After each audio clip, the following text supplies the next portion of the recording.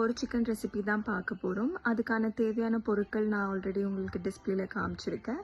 அதை கொஞ்சம் கடாயில் கொஞ்சம் எண்ணெய் ஊற்றி ஸ்லோ ஃப்ளேமில் எல்லாமே ஒன்று ஒன்றா செப்ரேட்டாக வறுத்து எடுத்து வச்சுக்கலாம்.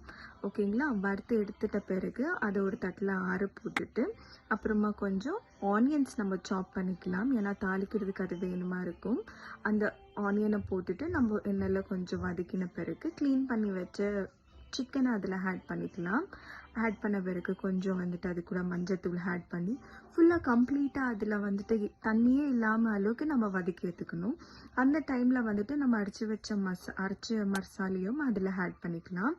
ஆட் பண்ணிகிட்டே இருக்கும்போது கொஞ்சம் சால்ட் போட்டுட்டு அது ஃபுல்லு எண்ணெய்லாம் பிரிஞ்சு வர மட்டும் வதக்கிக்கணும்.